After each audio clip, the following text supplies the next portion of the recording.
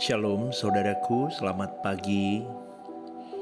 Kebenaran yang paling prinsip dalam hidup kekristenan itu adalah bahwa keselamatan ditentukan oleh percaya kepada Tuhan Yesus atau diperoleh karena percaya kepada Tuhan Yesus.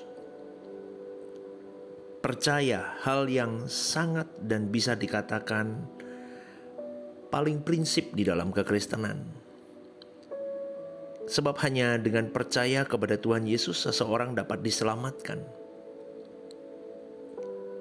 Penyesatan yang diusahakan dan dilakukan oleh kuasa gelap untuk menggagalkan keselamatan supaya tidak dialami dan dimiliki oleh seseorang adalah dengan mengajarkan percaya secara tidak tepat. Betul saudaraku. Ini berkali-kali saya coba bicara di mimbar di tempat saya, di gereja lokal saya. Saya selalu katakan, setan itu lihai. Dia menyesatkan banyak jiwa dengan kalimat percaya Tuhan Yesus cukup. Kenapa? Supaya orang tidak punya keselamatan. Memang itu tujuannya. Maka pengertian mengenai percaya itu diselewengkan oleh iblis. Disesatkan. Tetapi pada kenyataannya sebenarnya banyak orang Kristen yang belum mengalami dan belum memiliki keselamatan karena mereka belum memiliki percaya kepada Yesus secara benar. Betul saudaraku. Tetapi malangnya mereka merasa sudah percaya kepada Yesus dengan benar. Nah, itu yang repot saudaraku. Mereka merasa mereka sudah jadi anak-anak Allah dan mereka sudah punya keselamatan, seakan-akan begitu. Maka kita harus mengerti bahwa kuasa gelap tidak mungkin berhenti bermanuver.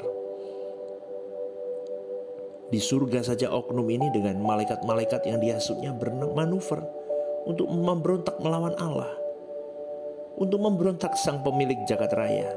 Bayangkan saudaraku. Maka di bumi dia juga pasti akan terus bermanuver, bergerak menyesatkan kau dan saya, banyak orang di luar sana. Dia akan menipu banyak orang karena memang dia penipu.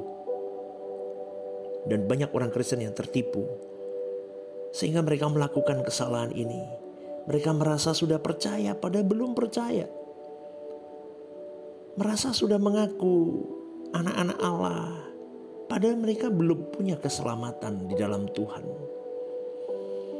Kesalahan ini bukan hanya dilakukan oleh Kristen-Kristen yang awam, tetapi juga para aktivis-aktivis gereja, teolog, pendeta juga, saudaraku. Dan inilah hasil dari pekerjaan kuasa gelap. Mereka memang lihai. Setan itu lihai, cerdik dia. Maka sangat penting kita mengerti dengan benar apa dan bagaimana percaya yang benar, saudaraku. Yang dimaksudkan Alkitab atau percaya yang benar yang dikehendaki Tuhan itu bagaimana? Pernahkah kita berpikir kalau suatu hari bertemu dengan Tuhan, kita berkata, Tuhan, aku percaya kepadamu Tuhan. Aku percaya kepadamu. Lalu Tuhan menjawab, aku tidak merasa kamu sudah percaya kepadaku. Gimana saudaraku? Fatal. Apakah percaya kita benar atau tidak harus dinilai dari apa yang Tuhan rasakan.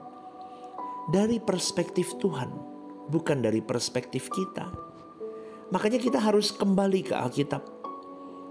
Jangan sampai kita terkecoh dengan pandangan para teolog-teolog yang diantaranya hanya asumsi saja.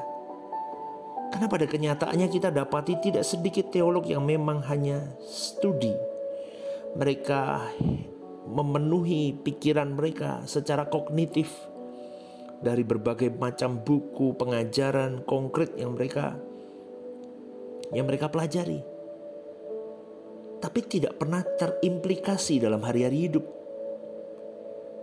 Maka boleh saya katakan begini saudaraku, setiap ajaran yang benar, doktrin yang benar pasti menuntut orang untuk melakukan atau memperagakannya. Amin saudaraku.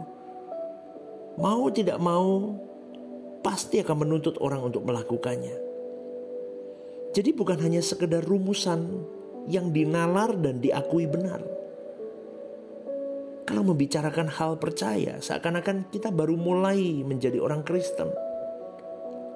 Tetapi ini yang harus kita lakukan berhubung dengan kesalahan yang telah terjadi selama berabad-abad. Berpikir bagaimana buktinya bahwa aku itu benar-benar mempercayai Allah. Itu berpikir kritis, saudaraku. Karena banyak orang Kristen yang tidak mau berpikir kritis. Pokoknya aku percaya Tuhan Yesus, Tuhan dan Juru Selamatku, selesai. Kita melihat di dalam sejarah gereja. Gereja diwarnai dengan perdebatan-perdebatan teologi. Kutuk, mengutuk, mengucilkan, bahkan memberikan hukuman bakar bagi yang dianggap salah. Dihukum mati. Dalam sejarah gereja juga terjadi bunuh-membunuh antara orang Kristen. Ini pasti tidak diajarkan Tuhan, saudaraku. Itu setan yang ajarkan. Kalau orang Kristen memiliki percaya yang benar, dia tidak mungkin menyakiti sesamanya. Ini kebodohan berabad-abad yang telah mencengkram banyak orang Kristen. Kebodohan ini merupakan cara kuasa gelap untuk mengurung atau membelenggu orang Kristen dalam penjaranya. Sehingga mereka tidak pernah dientaskan sebagai anak-anak Allah. Mereka tidak pernah dientaskan menjadi mempelai yang layak bagi anggota keluarga kerajaan Allah. Jadi kalimat sempurna seperti Bapa, kudus seperti Allah, serupa dengan Yesus, makin jauh, makin dianggap mustahil akhirnya. Padahal itu prinsip Kristen yang mendasar, saudaraku. Itu kualifikasi dasar. Mau tidak mau orang Kristen harus seperti Yesus. Dan orang yang memiliki percaya yang benar kepada Tuhan Yesus itu akan dimerdekakan. Baik miskin maupun kaya, mereka merdeka. Baik terhormat maupun tidak terhormat, mereka merdeka. Baik dibuli maupun tidak dibuli, mereka tetap merdeka. Tetapi kalau orang tidak memiliki percaya yang benar kepada Tuhan Yesus, berarti mereka masih ada di dalam penjara kuasa kegelapan. Lalu mengapa banyak orang Kristen gagal memahami percaya yang benar, sehingga tidak mengalami dan tidak memiliki keselamatan? Kegagalan orang Kristen memahami pengertian percaya itu dimulai dari kegagalan seseorang memahami pengertian tentang keselamatan. Maka kita tidak bisa tidak. Kita harus terlebih dahulu memahami benar pengertian keselamatan. Baru kita bisa memahami dengan benar pengertian percaya itu. Sejatinya saudaraku, keselamatan adalah usaha Tuhan dalam proses yang bertahap untuk mengembalikan kau dan saya manusia-manusia ke dalam rancangan Allah semula.